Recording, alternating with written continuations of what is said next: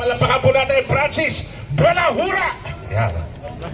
Parang diniin ko yung Balahura, sir. No? Hindi ko sinasadya, sir. Ha? Parang medyo nang carried away na ako ng konti, sir. I'm sure hindi ka naman ganun, sir. Ayan, hello. Ako po ay taga Laguna at dumayo pa ako dito para mag-share sa inyong lahat ng aking saloobin. Dahil isa rin ako sa bumoto kay Sara sa kasamang palad talaga.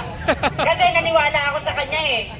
Pero dun sa paniniwala na yon, nabulag ako sa kasinungalingan ng mga Duterte. Ang nakita ko, yung magagandang ginagawa nito. Yung pala, pang-front lang nila yung magagandang ginagawa. No, hindi nakikita yung nasa likod nito. At saka, ang isa pa, na kaya ko naparito para linawin sa inyong lahat sa issue dun sa bangag-bangag. Ganito lang po yan, para alam po ng lahat. Ang isang tao ay hindi pwedeng mag-donate ng dugo o ng kidney kung ito ay may history ng drugs. Tama?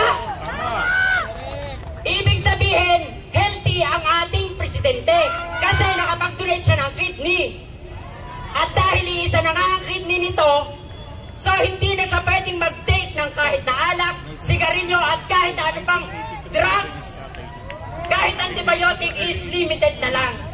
Yun ang gusto kong linawin. At para sa mga DDS na makikitid ang kokote na pag nasusupalpal sa live, sasabihin bangag-bangag. Hindi ba mas bangag kayo? Bangag kayo, bakit? Wala kayong ipagmamalaki. Ano ipagmamalaki nyo, si Digong? Patatakbuhin nyo uli. Lumakad nga, hindi kaya, tumakbo pa.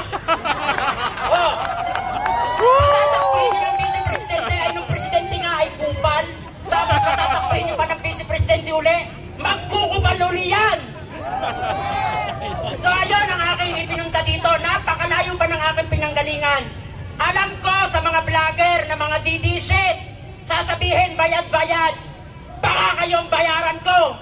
Mga kupal, palibasa kasi kayo. Umaasa sa bayad. Kaya lang kayo napunta sa mga rally. Kasi bayad. Imagine mo isang vlogger.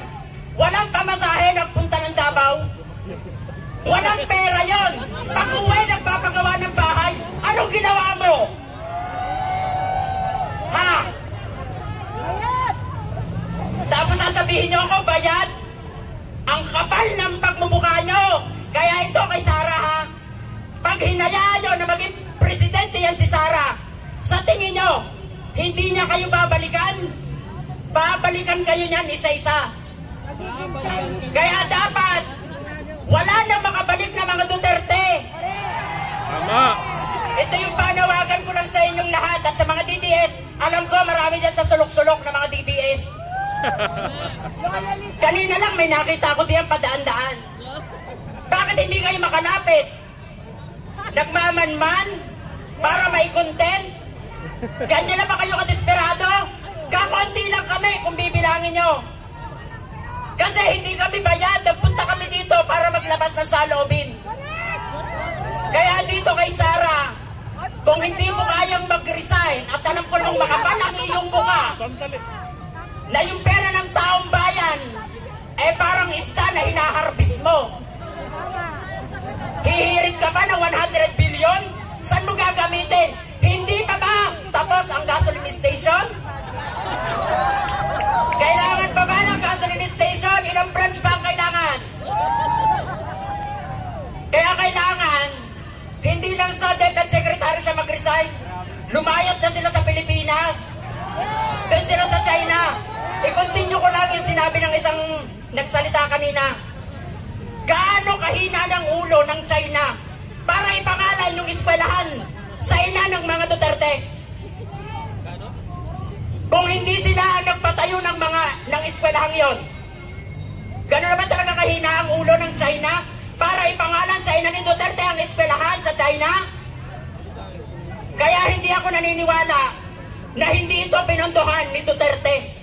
Baka kasama ito sa secret agreement.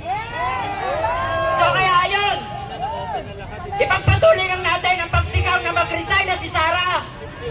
At wag nating hayaan na magkaroon pa ng posisyon ng mga Duterte dito. So ayun lamang po. At maraming salamat. Maraming salamat, Sir Francis. Francis